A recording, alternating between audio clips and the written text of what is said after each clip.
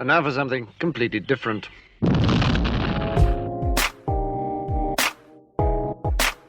Hello and welcome in to another episode of the Get Cocky Podcast, part of the Gamecock Central Podcast Network. I'm your host, Pearson Fowler. Last episode of this year's regular season, which I know a lot of people are actually probably pretty excited about.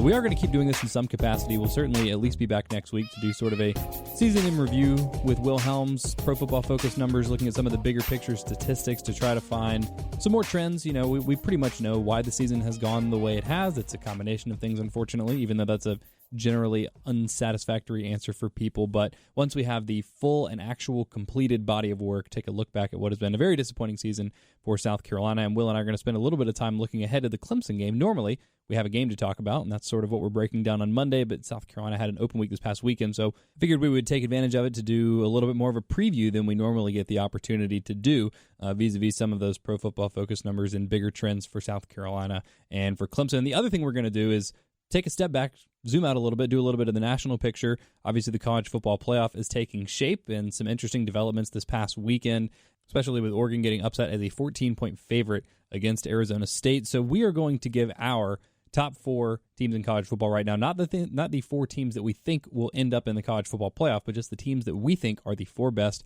in college football. So hopefully that will lead to a lively debate. And then, as I mentioned, get into a little bit of that Clemson preview. And before we get into that, I want to remind you all, again, to rate, review, subscribe to the podcast, share it with your friends. Those are all great ways to support the podcast, and it helps us keep doing it. So if you like it and you want to hear more of it, like I said, that's the best way to support the podcast. And everyone that has already done that, everyone that has rated, reviewed, subscribed, or shared this podcast with your friends, thank you all so much.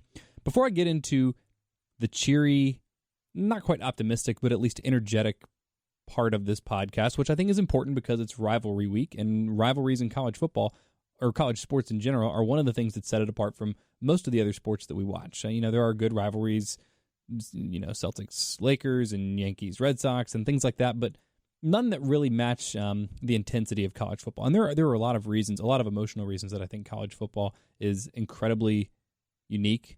And I think it's really important, especially this week, this rivalry week, to observe some of those things and appreciate some of those things. And as much as it is easy to be nihilistic about what's going to happen on Saturday between Carolina and Clemson, I think it's still important to appreciate the moment and appreciate the opportunity, because rivalries are fun. And this is a really, really good rivalry that Carolina and Clemson have, not because it's competitive, but because there are historical elements to it. And it is the third longest, I think, undisturbed rivalry in the country. And the proximity and the fact that we all live with Clemson fans, and Clemson fans all live with South Carolina fans, and you know, everything about it is unique and it's special. So I encourage everyone to enjoy that element of it. But before we get into that, I do have to mention the sobering reality of what's going to happen on Saturday, which is that Clemson's probably going to kick the shit out of Carolina. And I think everyone realizes that, everyone acknowledges it, which is kind of sad. But what really surprised me is last week hearing some rumblings of some early lines, you know, nothing in Vegas, but a couple early lines in a couple places that had the line as low as 24.5, maybe some of them 24. And then much to my surprise, not only did that line barely move last week for whatever those outlets were that had some of those early lines, but when it did open in Vegas, it opened at like 25.5 or 26, somewhere around there. And some places have it all the way down.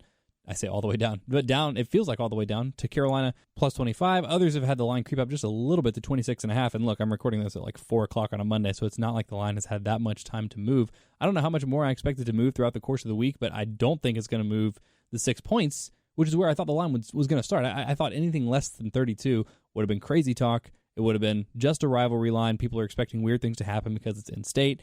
Maybe Clemson's going to take their foot off the gas, which there are so many reasons to say that they wouldn't do that, and almost no reasons to think that they would do that. So I don't know why Vegas would be factoring that into it. But the other thing that I noticed as I was looking at the line and trying to make some sense of it, and this did help me make a little bit of sense of it, is that the over-under for this game is just 51 points.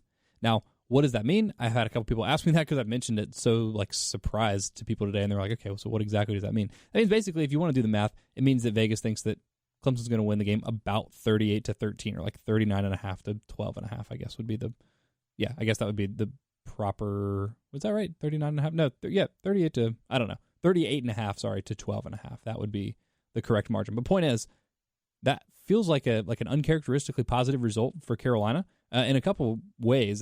First of all, I don't expect Carolina to be able to score 13 points against Clemson. Maybe they get a garbage time touchdown late like they were able to against Alabama. That garbage time field goal against Texas A&M that didn't actually helped Carolina cover, but boy, oh boy, good thing they got 6 on the board instead of 3. I just don't see a scenario where the offense is able to score that much unless Clemson spots Carolina a touchdown or, like either on special teams or directly off of defense, or even gives Carolina maybe a couple of short fields. Trevor Lawrence has not turned the ball over much lately, but this year I think has turned the ball over more than people expected him to. That was mostly in the early part of the season. And I think this line is ultimately just a credit to Carolina's defense. I think Clemson's only going to score 38. This Carolina defense is still pretty good. We talk about it a lot on this podcast. Will has the numbers to back it up, and they have talented guys all over the place. Mukwamu has been a little bit up and down, but has been kind of a fine foil to J.C. Horn, who, after kind of a weird start, especially with that Alabama game, has had a really, really strong second half of the season. We obviously know how good Javon Kinlaw is. Aaron Sterling, DJ Wonnum, both having really nice seasons. The linebacking core has been much improved from last year. So a credit to this defense that they, being Vegas, think that Carolina will only allow 38 points against Clemson. The only problem with that is that they've just been scoring so much lately. And I understand that they have like a real cupcakey schedule, but they've scored at least 45 points in their last 6 games and at least 50 points in their last 4 games. And to be honest, it's not even, again, like the numbers have been, the numbers have been impressive, but the performance is like not even that impressive. They're blowing away teams that they're better than, which you give them credit for doing. But if it were just in a vacuum and it was like, okay, well, what is Clemson's offense going to do against Carolina's defense on an average drive, and then expand that out to the course of an entire game, I would say, okay, 38 seems reasonable. Clemson's significantly better than Carolina. They're deeper. South Carolina still has some depth issues defensively, pretty much everywhere except for the defensive line. So that feels like about the right number. But the only problem, and this is where I think Vegas is really wrong, not only that Carolina's offense is going to score 13 points, but that Carolina will only give up 38, and not because I think the defense is that bad or Clemson's offense is that good, but just because the defense is going to be on the field for probably another 40 minutes. Like we've seen them be on the field. Carolina's defense has been on the field 40 minutes 5 times in the last 2 seasons, which is like an absolutely unthinkable margin. It was like the Texas A&M game.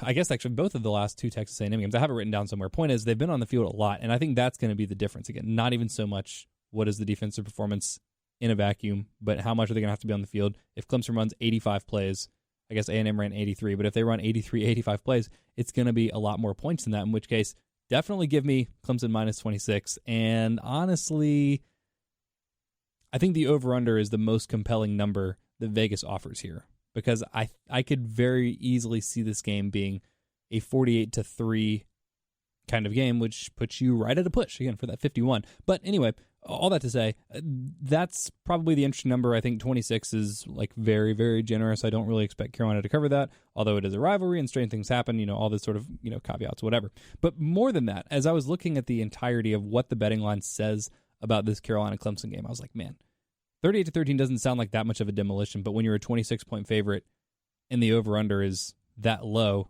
you're basically just expecting the other team to get blasted, which 38-13 is a massive beatdown, just not as massive as I'm necessarily expecting. So what I did is I was like, what other games does this look like for South Carolina? So I went back and looked at games, not just where they were underdogs, because there aren't that many games where they've been 26-point underdogs with that low of a over-under. Because, if you're a 20-point underdog with over-under 70, it's like, okay, this is going to be a shootout, and you're going to win it, 45-30 or whatever. And that's like a Red River shootout kind of game, and that's not totally outrageous. But again, the combination of it being so low and the spread being that high, I wanted to look at what other games this emulated for Carolina, or could emulate for Carolina, or how Vegas is thinking about this game, basically. So there are 4 games in the last 5 years for South Carolina where the spread has been at least 25 points on either side, and the over-under has been 56 or less. Now, some of you that listen to my local show today heard me do the first part of this. This is like sort of an expanded version, so just bear with me through the part that you've already heard. The 4 games, like I said, 25-point spread on either side with an over-under of 56 or less. 2019, Charleston Southern. Charleston Southern was a 36-point underdog. The over-under was 42.5, so Vegas was expecting a 39-3 final score, or somewhere in that neighborhood. Obviously, South Carolina covered that game, but that's the kind of game that you typically see a line in an over-under like this. 2018, Coastal was a 31-point underdog, and the over-under was 55.5. So again, do the math. I'm not going to do this for all of them, but do the math. That's like a 43-12-ish final score. 2016, Western Carolina plus 29.5 against South Carolina, over-under 41.5, And then 2016, this is kind of the one that stands out here. 2016, the Clemson game, that finished at a 26-point favorite for the Tigers, and the over-under for that game was 50. So remarkably similar, just 1 point off in terms of the over-under. And there were a couple other games that stood out that just sort of missed the cut that, again, sort of illustrate, I think, the discrepancy between these two teams right now. The 2018 Clemson game, which also closed at a 26-point line, but that over-under was at least 58.5, and that was almost what was borne out last year. Now, the over did hit in that game because it was, whatever it was, 56-35, so it hit by a significant margin, but Vegas was at least conceding that Carolina might be able to score. And again, that was an excellent Clemson defense. Carolina had just shown not only life, but occasional explosiveness. And a guy in Deebo Samuel who's now playing very well for the San Francisco 49ers, and, Jake Bentley, who had his moments, and, all those things. So that at least sort of factored in some modicum of respect, at least for South Carolina's offense. Go back to 2017, the Georgia game was a 23.5-point spread, and that over-under was just 45. So is that the lowest one that I have on here? Yeah, actually, I guess except for the Charleston Southern and Western Carolina games, but of Power 5 schools, of FBS schools, I should say. That's the lowest one. 23.5-point favorite and 45-point over-under. 2016 Texas A&M game, that line was 19.5. Obviously, A&M the favorite there. Over-under was 50. 2016 Massachusetts game, Carolina was a 19.5-point favorite. Over-under was 46. The 2015 LSU game, Carolina was a 20.5-point underdog, and the line, or the over-under, was right at 50. And the 2015 Clemson game was the same 20.5-point line, but again, the over-under was at least all the way up to 57. And maybe this all just sounds like a bunch of numbers, a bunch of mumbo-jumbo, doesn't tell you like a whole lot necessarily, but I feel like this is very telling in terms of the respect that Vegas either has for Carolina or is anticipating that the betting public will have for South Carolina. To give you another example of what a game with a huge spread means, but also how the over-under can help you, I don't know, I guess like look in the margins and kind of see how much respect the other team is being given. 2 weeks ago, Ohio State was a 52-point favorite against Rutgers, and you're like, wow, that's ridiculous. And by the way, Rutgers did cover in that game, but that's like, well, that's like the most disrespectful thing I've ever heard. But at least the over-under was 63. So Vegas was expecting that Rutgers would be able to score some points. Basically, what is being conveyed by this Carolina line, again, 26.5 points or 26 points, depending on where you look. I expect that line to keep moving. Over-under, just 51. They're saying exactly what I think Carolina fans have watched all year, which is that this could get ugly. Carolina's probably not going to score a lot of points. And again, I think that's kind of generous. Like 38-13 would be like right in the ballpark of, about to push on the line and about to push on the over-under. But I think there's also the scenario where maybe it makes a lot of sense to go Clemson minus 26 in the under, which seems counterintuitive, but again, I could totally see this being 45-3, 45-6, I guess would be a push there, too. But anyway, just something that caught my eye, and normally I don't look at a line that intently. I'm just like, okay, what is it? What's the over-under? Oh, that's high, that's low. But it just looked so unusual to me and what it was conveying. Like I said, I didn't think I had seen a lot, and that is borne out only 4 times in the last 5 years. And I guess that's sort of like an arbitrary distinction for me to say a 25-point spread with an over-under of about 56, but that seemed like the number to me, so I don't know why. But anyway, okay, now it's time to throw all that out the window because this is rivalry week, and as I mentioned, one of the great things about college football is the passion of college football, of the student body, of the schools, the great history that emerges, not even just between South Carolina and Clemson, but there are so many schools that have so many long-standing rivalries, including 2 that have longer-standing active rivalries than South Carolina and Clemson. But the history, the passion, there's so much of it that's just deep-seated, like good-natured hatred, I think. And for some people, it's not good-natured. It's just straight up. But I don't know this because I didn't grow up a big pro sports fan, as a lot of people around here didn't. So maybe if you're listening and you're like from Boston or something, you can correct me if I'm wrong. But I just feel like it's different, the kind of hatred and the kind of passion that college fans have with regard to their rivalries than, say, like the Red Sox and the Yankees. And I know they hate each other, and there's proximity, and there's also history in the World Series and things like that. But I don't know, it feels different to me. And so my encouragement to you, after saying that Carolina's going to get massacred, which they are, and telling you all the reasons that, basically Vegas thinks that Clemson playing Carolina is the equivalent of Carolina playing Charleston Southern, Coastal, or Western Carolina. That's really the gist of what I was trying to get at there, and I didn't articulate it well because sometimes I get lost in the details, and I like to talk too much, and so that's what happens, and I forget my train of thought. But point is, no one is expecting this game to be close, which doesn't mean it's not going to be close.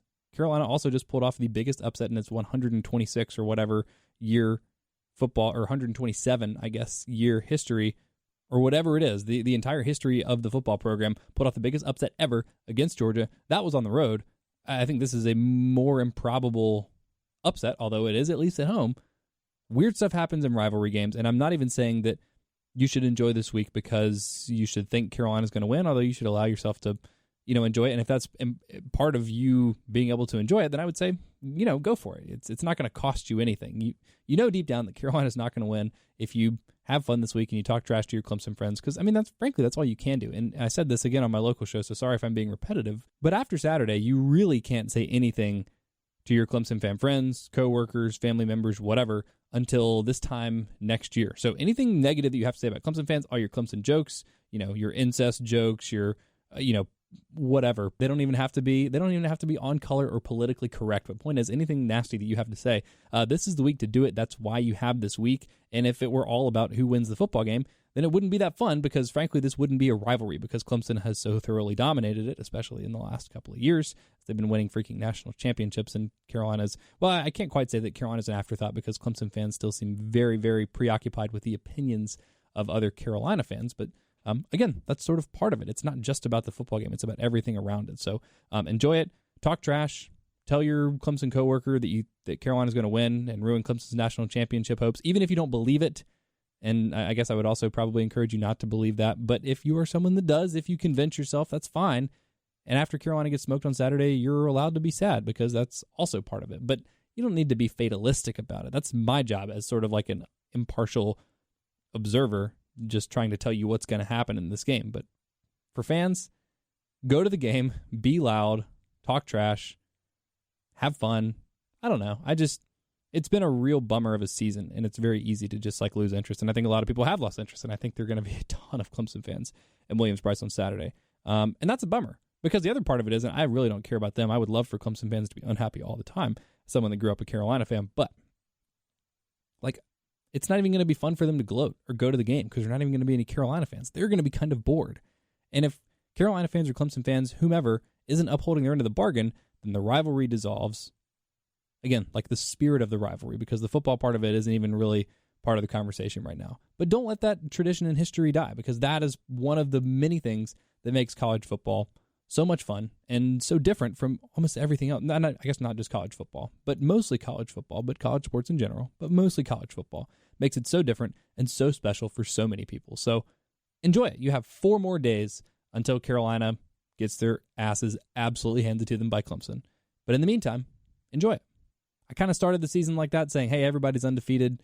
No need to worry about what the season's going to end up looking like. And you're probably very happy if you allowed yourself to enjoy that early part of the season, because there wasn't a whole lot to enjoy after that. So maybe poetic, maybe fitting, or just symmetrical, whatever you want to call it. Start the season like you end it. This is fun. It's a game. We all like college football. Just find the areas in the margins where you can enjoy it in the midst of what has been an otherwise very, very unenjoyable season. Certainly for the fans, definitely for me covering the team, because I'll tell you, it's a lot more fun to cover a team that's good than a team that's bad. But it wouldn't be the same without the passion, and I don't want that to die just because the football's been crappy. So enjoy it. Here's Will. All right, on the line with me now, as he is every Monday, as he has been every Monday, and yet here we are now at the end of the regular season of college football for South Carolina, and I guess the regular season for everybody, but actually the end of the football season for South Carolina, unfortunately. It's Will Helms. He's here to do a little bit of different stuff today. We're going to talk about the national landscape of college football, our personal top 4 teams in the country, before we get into a little bit of a preview for Clemson. We don't normally get an opportunity to do that, but I figured it might be fun with Carolina having an open week last week. And Will, are you happy or sad that we have arrived here at the end of the season? It's a little bittersweet. Enjoy covering the games. Always enjoy football season. Love bowl season, so excited for that. But it really does feel like it's kind of flown by this year. Yeah, it really has. And I guess I'm maybe on the other side of the spectrum from you, because this is the first time in a couple years I can remember being kind of excited that football season's about to be over, because that means I'm going to start watching a lot more NBA. I can catch up on some movies and some TV shows. I haven't had a chance to start the new season of The Crown yet, which has been very disappointing, and my mom's already watched the whole thing and is nagging me to watch it. So I'm a little bit excited to have my weekends back, but it'll take only about a month before I start to miss football. But with that being said, let's jump right in. The college football playoff is, I think they're doing a pretty good job. I like the playoff. I don't think that I don't think that it's as big a problem as people have been saying, like in terms of the actual committee. I wish that it were 6 teams or 8 teams, especially this year, because as we're about to discuss, I think there would be some interesting matchups were the playoff to expand.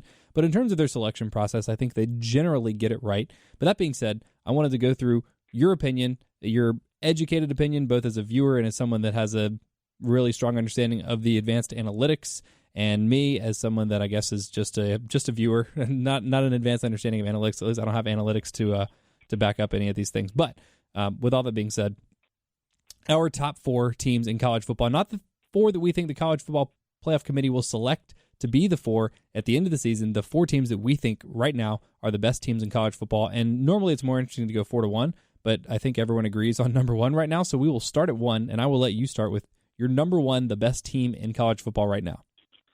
Yeah, I mean, there's really 2 options, and LSU is going to be the better of those 2 options. They're just a complete team right now, and honestly, defense matters less than it ever has in college football, and LSU's defense is not its strongest unit, which is crazy, and I really never thought I'd say that about LSU. But that offense is just so good, and the defense does enough and has enough talent to beat anybody in the country. So I've got LSU number 1. I guess, do you want me to go 2, 3, 4 after that, or you want to go ahead and give your 1? Or well, yeah, I'll say my LSU is my number 1 as well. No big surprise there, and that's why I figured it'd be interesting to start with 1, more interesting to start with 1 and go to 4. The one thing that I think is interesting about LSU, and I mean, you're probably going to have most of the stats here for the rest of the podcast, so I'll enjoy my 1 moment here. So I think LSU's defense has been a little bit unfairly maligned. I've seen a lot of stats about, only, this many teams, or like no teams that have allowed this many 450-yard games have ever won a national championship and things like that. And that's true. LSU's had a lot of blowouts, so there's been a lot of garbage time yards, a lot of garbage time points allowed and things like that. But going into the Ole Miss game, so not this past weekend, but the weekend before, LSU was actually a top 20 team. I think they were maybe 17th in the country in yards allowed per play. And that was after they had played Alabama. Again, an Alabama game that the final score was close, but Alabama, made it look a lot closer at the end with a long touchdown and not exactly garbage time, but certainly some stat-filling numbers there for Tua and that wide receiving core for Alabama. So I think maybe that has been overblown a little bit. And then to your point, even if it's not overblown or even if it's somewhere in the middle, the way that Burrow's been playing, the caliber of playmaker that they have on the outside, and Clyde Edwards-Helaire, who's been just one of my favorite running backs to watch in the entire country, because that dude is built like a fire hydrant. And then we also saw him show off his wheels in that 88-yard touchdown just this past weekend. Who'd they play? Oh, yeah, Arkansas. I didn't know that he could move like that because he's so stocky. I figured he was just built for running through people, but he can do it all, which is pretty impressive. So I think they're as complete a team as there is in college football right now. Yeah, absolutely. And, if we look at the college football playoff the past couple of years, there haven't been a lot of 13-7 games, especially in the college football playoff era. You're looking at most of these games end up 40-something to, 38. And LSU has the firepower to score on anybody in the country. Yeah. Now, it may be controversial to say that LSU is, in my opinion, the most complete team in the country, because you could make an argument that Ohio State is much better defensively. I think that's a really compelling argument. I think Ohio State is better defensively, but I just think LSU is so much better than Ohio State offensively that I would, like I said, obviously give the nod to LSU. But Ohio State is my number 2 team. Basically, the only thing that has me putting LSU over Ohio State is I think the offense is better. I like Burrow more than I like Justin Fields, and just right now the body of work says LSU's played more good teams and won more impressive games than Ohio State. Are they your number 2 as well? Yes, absolutely. They played really well this year. I still don't know if I trust Ryan Day over, if Urban Meyer was the coach, I'd probably put Ohio State a little bit closer to LSU right now. Mm-hmm. And that's taking nothing away from Ryan Day or anything that coaching staff has done. But I do think there is something to be said about head coaching experience in positions like that. And I know that Ed Orgeron is not the most experienced head coach in these types of situations. But, I like Ohio State a lot. I never really was a fan of Penn State. Didn't think that Penn State was that complete a team. And so to see them play Ohio State decently close over the weekend, I think kind of further solidified that LSU is my number 1 team. But, of course, that could always change going forward. Right. Penn State, I'm kind of with you. Sean Clifford, I was never a big fan of him. He hasn't He hasn't turned the ball over a whole lot this year. I think he only has 6 interceptions on the season. But whenever I watch Penn State, I just find myself wanting a lot more productivity and I guess just a lot more consistency from him. I'm not saying he's the only thing holding Penn State back, but that's just one thing that sticks out when you're talking about a game that is so driven by quarterback production and quarterback consistency and things like that. And, I mean, for Ohio State, they didn't cover that 17-point spread against Penn State. They really could have. That was a game that was teetering there for a while, and it felt like Ohio State could have run away with it. What was it, like 21-0, and then Penn State scored a couple times, or am I thinking of a different game? Yeah, I think so.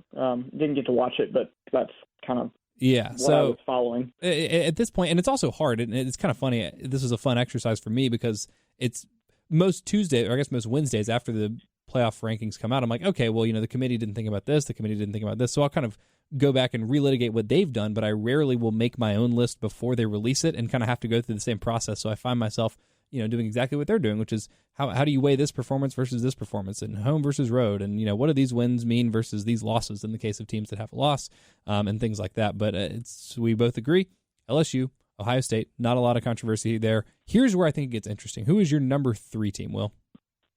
So I've got Clemson number 3. I think the committee so far has done well with that.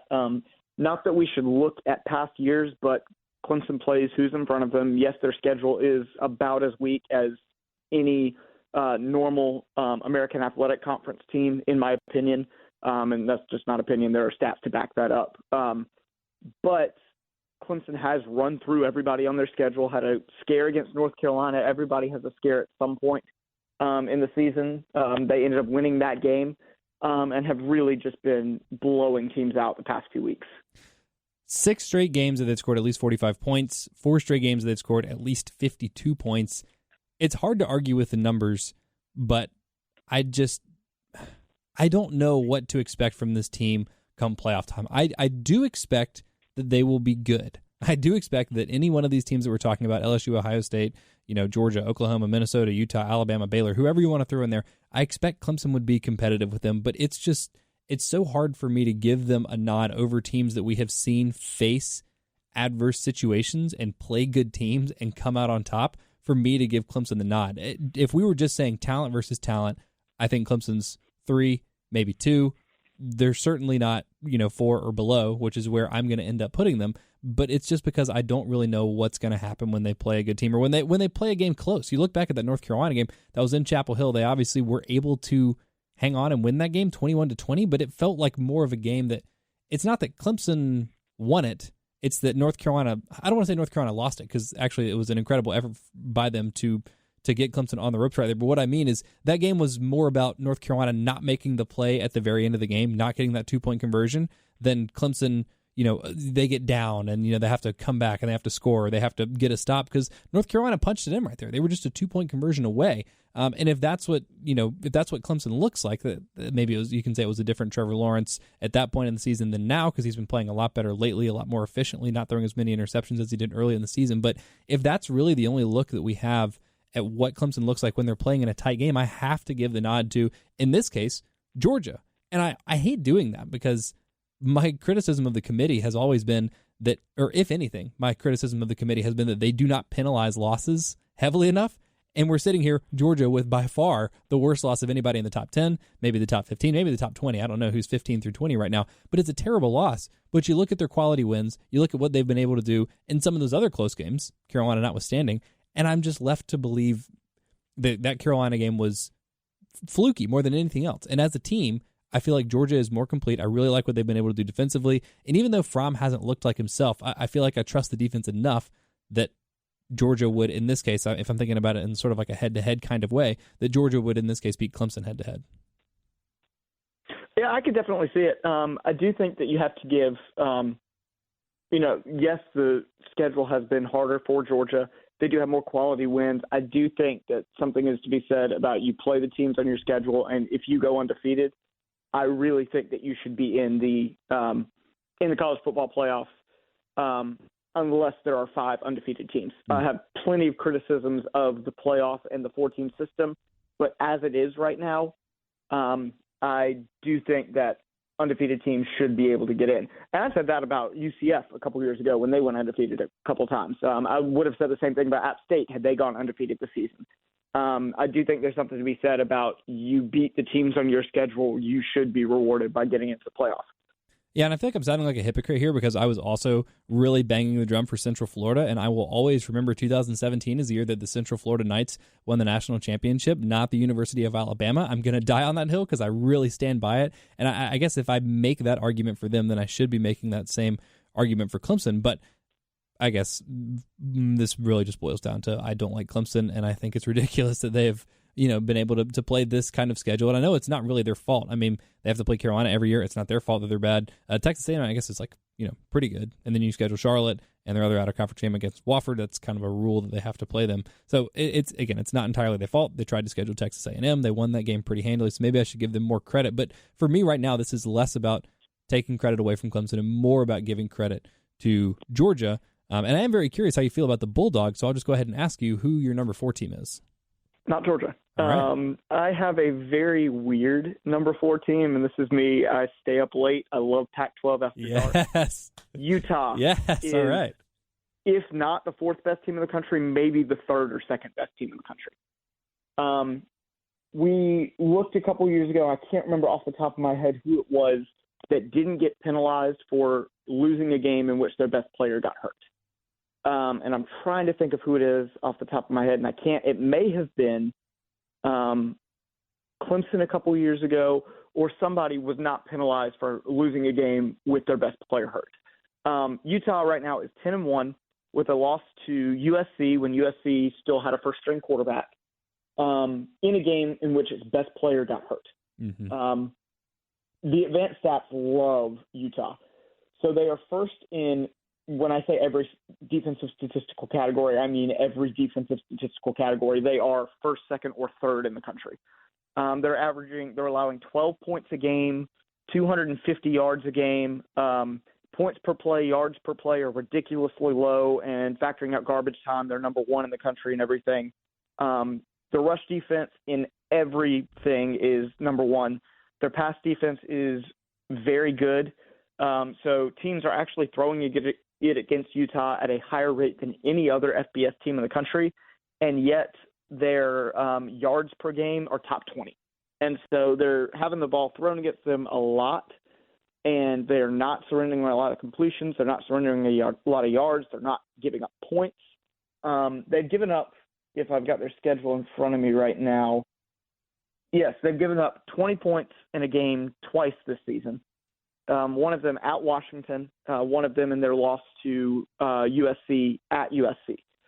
And that was a game that I think I mentioned earlier. Zach Moss was hurt after the first quarter. They scored 23 points in that game without Zach Moss, who is the best running back in the country, in my opinion. And he has just been on an absolute tear the past 5 games. Since that loss, he's averaging 186 yards a game from scrimmage. He scored in 6 games, 13 touchdowns. He was never really a receiver and has had at least 3 receptions in each of his last 5 games, all for at least 30 yards, 3 games of at least 70 yards receiving, and has just been absolutely tearing up some pretty okay defenses. And then Utah's defense is just absolutely destroying everybody. I mean, you've given up points per game last month and a half, 7-3, like I said, 28 to Washington at Washington, 0-3-7 had the game at USC, 0-17-12 points per game. And they're coupling that with a passing attack, which is number 1 in the country in yards per attempt. So they're really doing everything they can do. I've always said that the committee or that the Pac-12 is at an unfair advantage. No, they haven't been a good conference the past few years, but people just don't get to see the Pac-12 on a national stage, and so there's just kind of those teams that are there that people don't really get to see, and Utah's that team this year. So I'm looking right now. Yeah, so they were number 7 in the college football playoff last week. Obviously, Oregon right in front of them. They lost, or Oregon, they're going to have to play in the Pac-12 championship, assuming they lock up the South, which technically they could still lose because, as you mentioned, I think Southern Cal has that. I think they can still lose that, right? Because Southern Cal has the tiebreaker with them. So Or maybe Utah would have had to lose that. I can look it up. I can't remember. Or maybe they have it locked up. Point is, they're going to win the Pac-12 South. They're going to play Oregon. So I guess that sort of is still lingering there. And I still think Oregon's good, even though they lost to Arizona State. I still think that's a good Oregon team, good roster top to bottom. They also have Alabama in front of them in terms of who they would have to leapfrog to get into the college football playoff ranking. There's no scenario that makes sense to me that Alabama gets into the playoff with Tua being injured. I don't care what happens in the Iron Bowl. I don't care if they win by 50. They're not going to put Alabama in there without Tua. I don't see that happening. Do you think it's realistic that Utah could leapfrog a one-loss Georgia team to get into the college football playoff if, let's say, or rather, I guess a two-loss team, you think Utah would get in over Alabama and Georgia if they win the Pac-12? Yeah, I think if they win the Pac-12, they end up with as many quality wins as Alabama. Alabama's schedule this year has not been as difficult as a typical Alabama schedule. They lost their only game to a top 10 team, I believe. They'll play Auburn. But let's say Auburn wins that game, then Alabama ends up with 2 losses. If Alabama somehow pulls out a win there, they would still, have a win over Auburn, and Utah would have to beat Oregon, obviously. But if that were to happen, I could absolutely see Utah jumping in over Alabama. I'm really glad you made the case for Utah because I've enjoyed watching them this year as well. I watched that Southern Cal game. Was that on a Friday maybe? I feel like it was actually. Okay, I remember that being at a weird time because I remember it was early enough in the season that I wasn't super interested, although I was kind of intrigued by Southern Cal, and I had heard that Utah's defensive line was awesome. I remember that just being a really weird game because, let's see, Caden Slavis, however you say it, got hurt on the second play of the game, and that was when Matt Fink came in and threw for 300 yards for Southern Cal, and I was like, what's going on? And obviously it was in L.A., and I think there were over 200 combined penalty yards in that game, so it was just a super bizarre game, and everyone was kind of off Utah after that, and then like you said, they've been really steady, more than steady ever since. You mentioned their running back, Zach Moss, who's hasn't played as many games as Chuba Hubbard, so his yards are, and he doesn't have as many carries either, so his yards aren't that similar. He's got 1,100 compared to Chuba's 1,800. Obviously, Chuba is pacing the nation in terms of rushing yards, but they're both averaging 6.5 yards a carry. So just in terms of productivity on a carry-by-carry basis, he is right up there with the other guy that a lot of people consider to be the best running back in the country. So I'm really happy that you made the case for Utah. I didn't have the stones to do it because I had to put Clemson in at number 4 for all the reasons that you made a compelling case for them at number 3. And I'm glad you made an interesting list because mine was not at all interesting other than just sort of flipping Georgia and Clemson there. But I think it's interesting that we both left out Oklahoma. We both left out Baylor, who I think maybe they should be left out because they're 14, but they still have a path to winning the Big 12, a Power 5 conference that has gotten playoff teams in before, and they would have to beat Oklahoma in the process. And then their one loss would be to that Oklahoma team in a game that was just another incredibly bizarre game, different than the Utah-Southern Cal game in terms of the weirdness factor, but it's interesting to me that they're all the way down at 14, but we left out Oklahoma, we left out Baylor, we left out Minnesota, and obviously Alabama. Which of those teams that you didn't put in your top 4 do you think is most likely to crack the top 4, or you would be most willing to stick in that group? I think I could see a way for Alabama to make it into the playoffs. I don't know. The committee's really in between a rock and a hard place there because are you going to penalize Alabama because they lost their quarterback but looked good with their backup quarterback just because he's obviously not Tua? Or Alabama goes in, let's say Auburn ends up, somehow just blowing out Alabama, they have a chance to get in. I think the SEC every year with the strength and the reputation that it has always has the opportunity to get 2 teams in, even 2 teams that might not make the SEC championship as we've seen in the past. I'm a big PJ Fleck fan. I'm a huge PJ Fleck fan. I just don't see any way for Minnesota to get in. The schedule there is not good enough, and then you're looking at a loss to Penn State, a team that, or I guess they beat Penn State or they lose to Penn State? They beat Penn State at home. That was game day, and they lost to Iowa the following week. Yes. Yep. Lost to Iowa, game-winning kick by Keith Duncan. Have to give a shout-out to him. Went to my high school. Oh, cool. They lose to Iowa. So I just don't see a way with that schedule for them to somehow jump a lot of the teams that are ahead of them. I do think that the committee releasing, people have talked about, should they release playoff teams early? Should we be doing this whole playoff show reveal? I do think it lets us into the minds of the committee to kind of see, okay, who is there?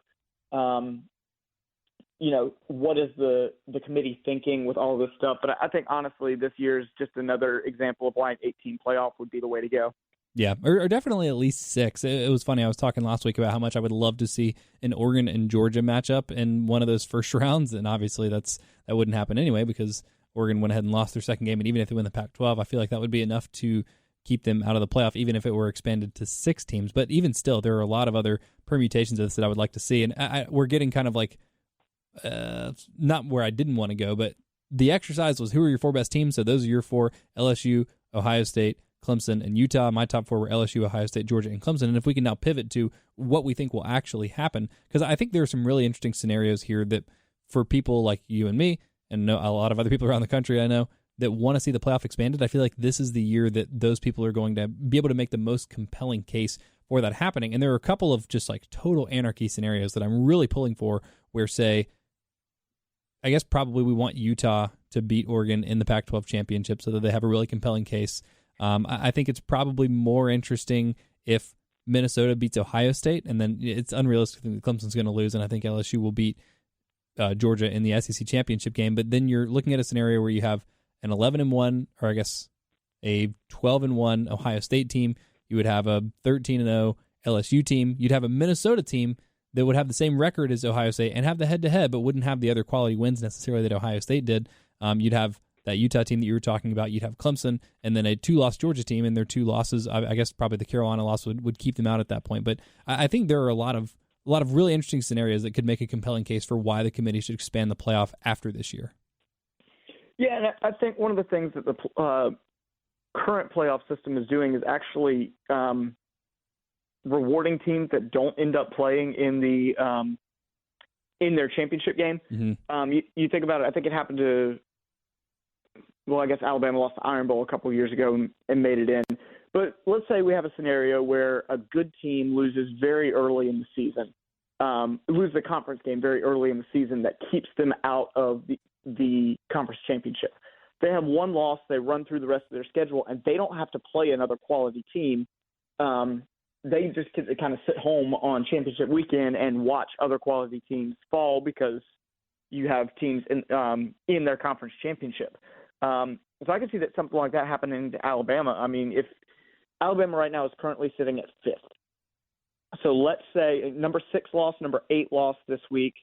You have Oklahoma number 9, Minnesota number 10. So let's just say hypothetically Alabama goes in and beats a Auburn team that, again, I'm not a fan of Bo Nix, and I don't think he's that good of a quarterback. And I think that even Alabama's defense, which has been maybe its worst in years, will probably keep him at bay. So if Mac Jones can go in and Alabama scores, let's say, 28 points, I can easily see them winning a 28-17, 28-14 game over Auburn. And so that leaves, Alabama at 10-1 to end the season, LSU, Ohio State, Clemson, and Georgia. Well, if LSU goes and blows out Georgia, Georgia doesn't have any sort of claim to the college football playoff. Mm-hmm. And so the next team there is, obviously Alabama. Utah could very easily jump them. Utah will be 6th this week, maybe even 5th this week. I'm not quite sure where we'll see them, but they're just right there lurking. If they were to win the Pac-12, then they obviously have an opportunity. I just don't see Clemson losing. I just don't see Ohio State losing as much as I do like P.J. Fleck and Minnesota. I just don't see anything happening there. And I do think that LSU is the best team in the country. They could slip up and lose to Georgia, and I think that makes it easy for the playoff for the committee, because I think that LSU stays in the top 4 if they lose to Georgia. But let's say that LSU does blow out Georgia, Alabama's in. I can't get there. I feel like the committee is going to have to factor in the fact, even if they beat Auburn, even if they win convincingly, even if they win by 14 or 17, and I have no idea what the line is, I just feel like they would be more willing to put in a Utah team that you mentioned is just so dominant defensively, and even though a lot of people don't watch them because they're on the West Coast, they have a good resume. They're fully healthy, And it's just a team that statistically I think will end up looking better than Alabama at the end of the season. And the other part of this that I didn't even mention in that first hypothetical, and like maybe this doesn't matter at all because they're so far down in the playoff ranking right now. But again, going into last week, Oklahoma was number 9 and Baylor was number 14. In some ways, I feel like you have a better case if Oklahoma wins the Big 12 for them to get in because they're higher ranked. But on the other hand, their loss to Kansas State is significantly worse than Baylor's one loss, which is to a very, very good Oklahoma team. And whichever team wins the Big 12 is going to obviously have the advantage in that rematch. It seems really weird that one of those teams is going to be left out, especially if it's Baylor, because they have such a good loss. I mean, other than Alabama's loss to LSU, other than Alabama's loss to LSU, that's pretty much that would be the best loss of all of the remaining one-loss teams. Absolutely. I think I like your point earlier about how you don't think the committee factors in losses as much as they should. And I would agree. Even looking at it right now, we're talking hypotheticals about, okay, what happens at the end of the season? But, you've got Oklahoma 5 spots ahead of Baylor, with Oklahoma's loss to Kansas State being the worst of the one-loss teams that I can think of. Other than the South Carolina loss for Georgia, yeah. Yeah, other than Georgia's to South Carolina. And so you've got other teams, in that range that probably have a better resume than, say, in Oklahoma, but Oklahoma's been there before. Oklahoma has Jalen Hurts. He's been there before. And so you start to see some of the biases that come from a committee. And this is not me jogging the committee. I actually think they've done a pretty decent job. But you can kind of see how, if, let's say, Justin Herbert got hurt for Oregon last week and it wasn't Tua, Oregon wouldn't be 6th. Oregon would be 10th or 11th. Mm-hmm. But since it's Alabama doesn't get hurt for losing Tua. Yeah, at least not at this point. Maybe it will be kind of the difference in terms of them losing a tiebreaker to someone like Utah or maybe an Oklahoma team that also has one loss, even if that's a worse loss than Alabama's one loss. But we will certainly see. Any more thoughts on any of the other teams that are sort of on the fringe of the playoff as we head into the last week of the season? I think this is a really interesting year in the sense that I don't think a ton of teams have a legit claim at this point to being in the top 4. It's kind of cut and dry to me that the top 4 is the top 4. Again, I think that Utah is, slightly better than Georgia. I think their loss isn't as bad. But at the same time, there's really no way that you can argue that Clemson, Ohio State, and LSU, based on resume at least, are not in the top 4 as of right now. That can obviously change as it goes forward. But it seems almost like in the past we've started shrinking. We go from 12 teams with a legit shot the first couple weeks, and then we go to 8 teams, then 6 teams, and then really that last week it's, okay, there's just one spot up for grabs. And this year it kind of seems to be opposite of, you've got 4 teams that have a legit claim to be in the top 4.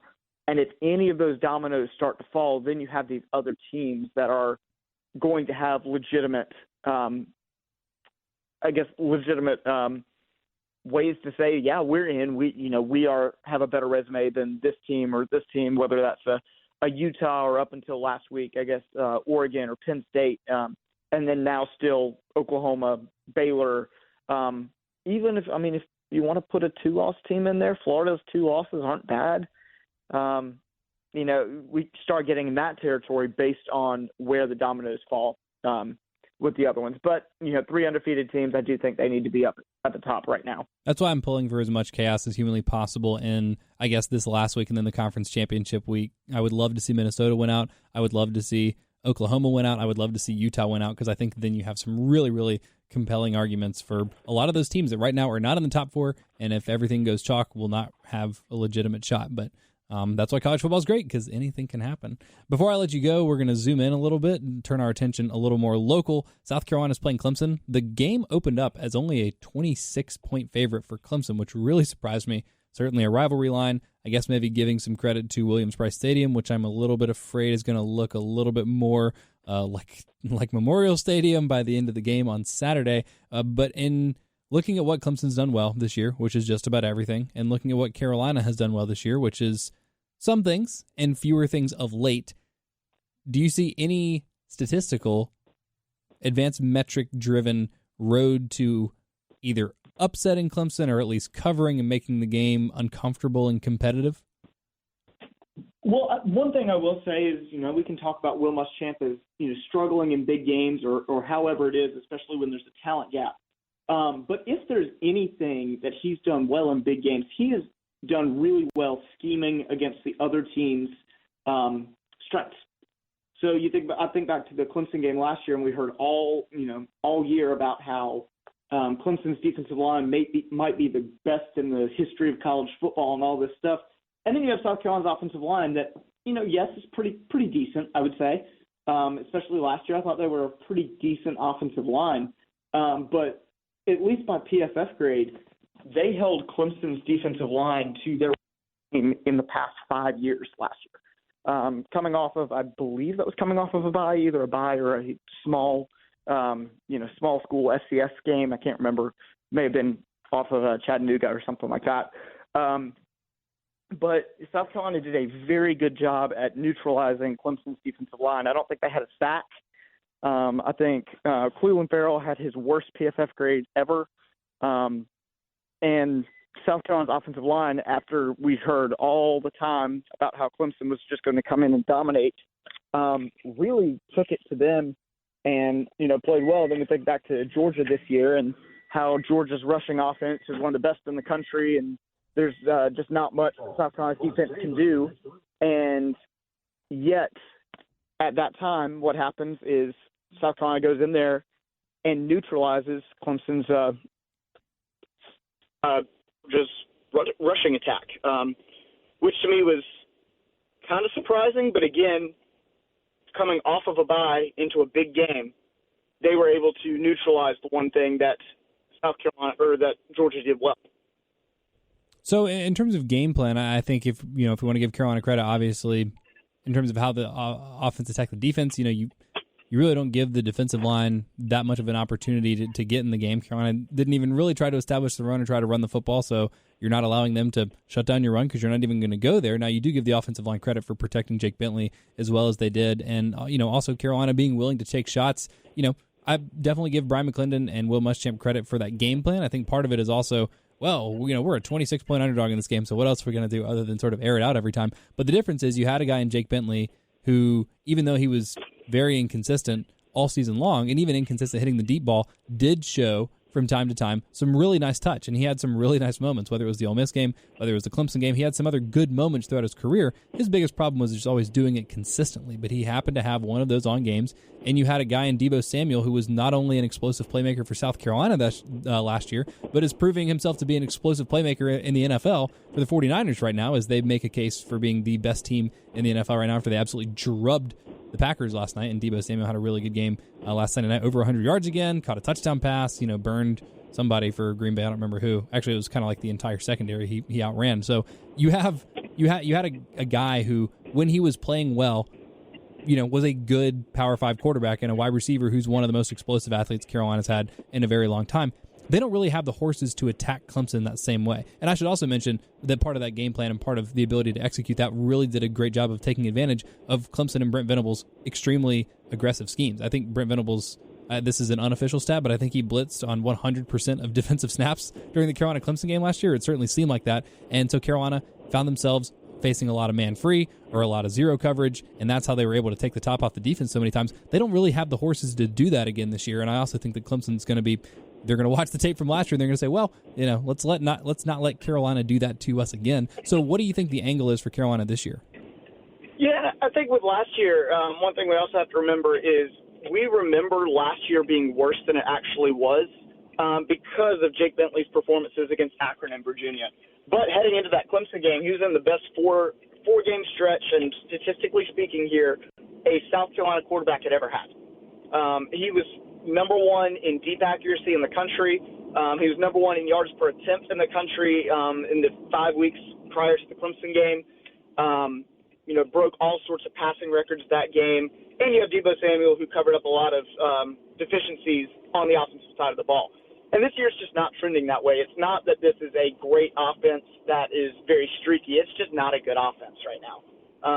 Yes, maybe that could change, but it looks like they'll be missing Brian Edwards. So you're not going to have that. I can't imagine Tavian Feaster and Rico Dowdle are 100% right now. So you're really looking at, South Carolina's not going to win this game 50-something to 40-something. If they're to win this game, they're going to have to get a couple timely turnovers. They're going to have to get some stops on defense, which I do think they can do. That being said, the offense is going to have to find some way to score, and I'm not sure I see any sort of path to that. So I talked about this a little bit in my opening monologue, but the line being at 26 and the over-under being at 51 says Vegas thinks this will be about a 38-13 kind of game, and in a vacuum, that feels generous to the offense, but about right for the defense. The one thing that I worry about in terms of getting those stops is I'm worried that, like the Texas A&M game a couple of weeks ago, Carolina will be so inept at keeping drives alive, at holding on to the football, the defense is just going to find itself on the field for 70, 80, 90 snaps and eventually wear down and give up a lot of points. But I do agree with you that there is a path. I mean, Carolina has done an excellent job against the run against most teams this year. They've given up a couple of unfortunate big plays, but the holding / false start miss against Florida was a 75-yard run that really skews those numbers. The long 75-yard touchdown run against Texas A&M that was at the end of the game and didn't really matter. And, again, Carolina had been on the field for 60 snaps in the first three quarters. So you put that on the defense, but you can't totally put that on the defense. I think by and large, they've been good.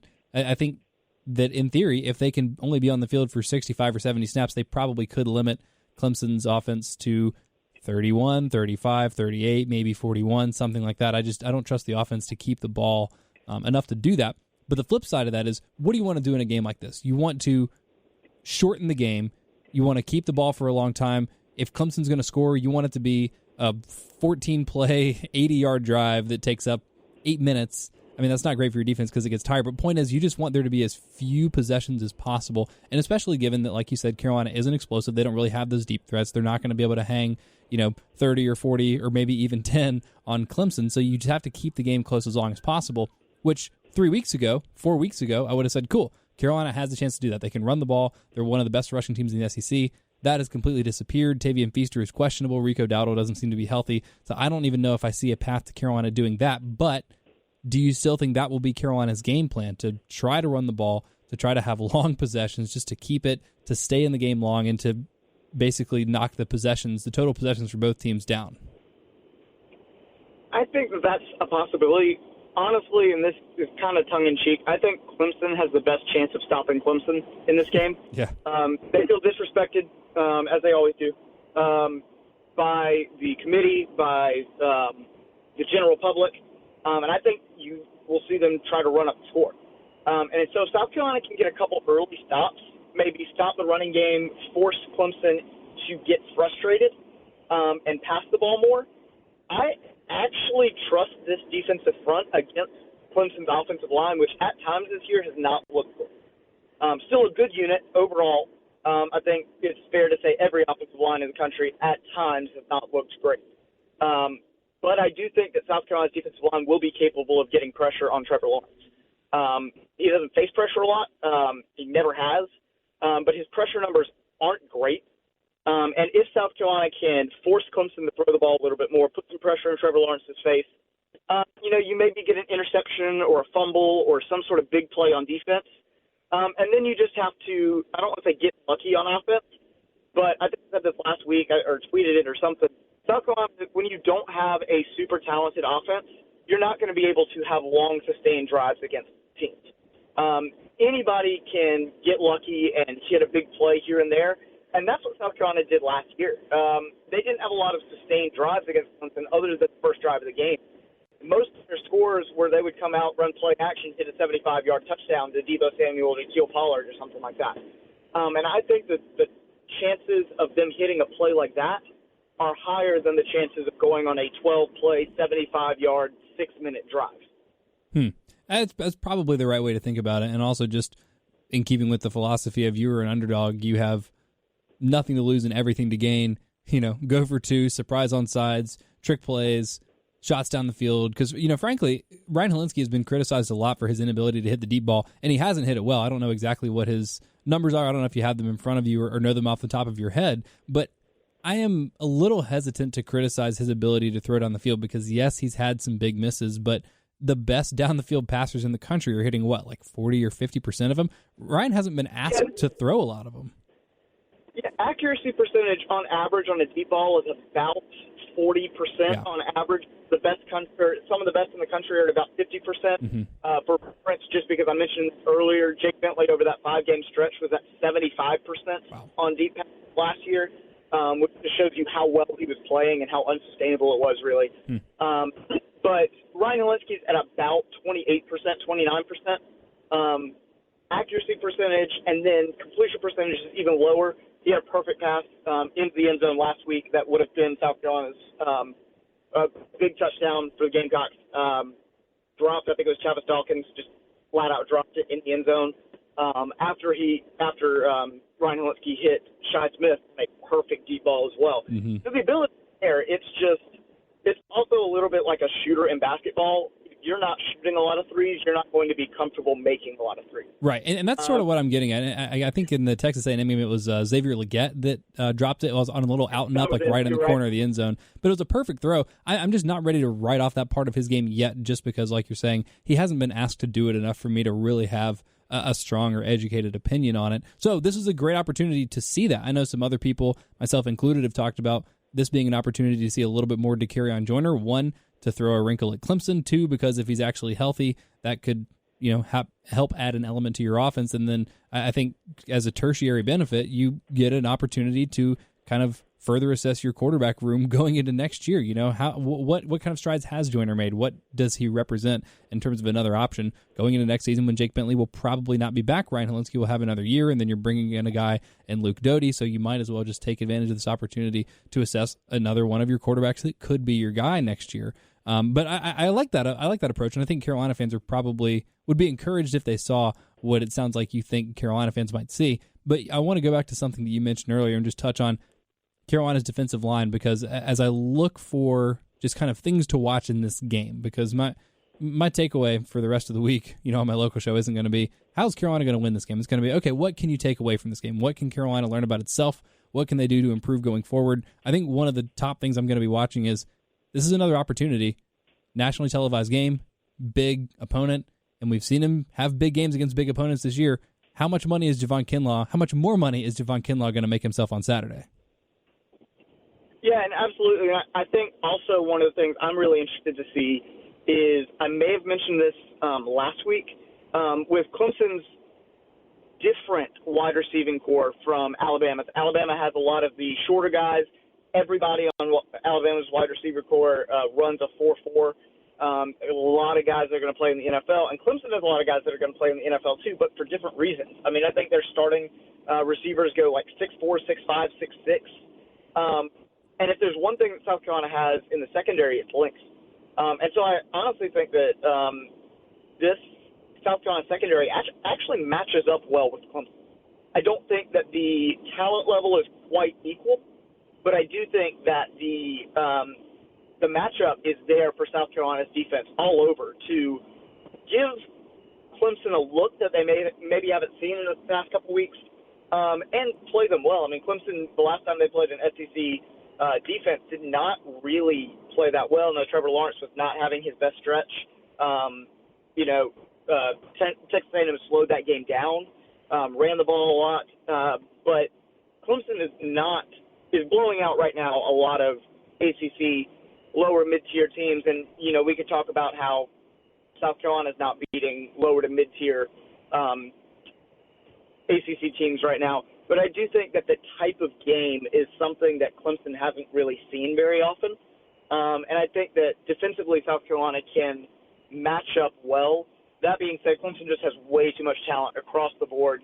And unless South Carolina lucks into 2 or 3 touchdowns, I just have I don't see any way that they pull off the upset. No. I mean, they'll need a special team scorer, maybe a defensive scorer. If nothing else, they'll need at least a couple of short fields, again, courtesy of defense or special teams, and then probably some other things. So, again, that's why I'm sort of looking for the margins. And I'm glad you mentioned Trevor Lawrence, because he's someone that I was really excited to watch him this year. I bought all the hype like a lot of people did last year, and he's been, whether it's a sophomore slump, whether it's, kind of a question of motivation, it being hard to get up for a lot of these uninspiring opponents, I don't know. But like you said about Texas A&M, wasn't his best game. How much of that is because he was in sort of that early season kind of fog that he was in for a while, and now he's playing better? Is that because he's playing worse opponents, or because he's just kind of like grown in confidence and, kind of grown into the season and gotten himself back in shape, or whatever it was that was missing in the early part of the season? This is another test, because even though Carolina's 4-7 and they're a bad football team just as a whole, there are standout guys. J.C. Horn, as you mentioned last week or 2 weeks ago, has had a really good second half of the season.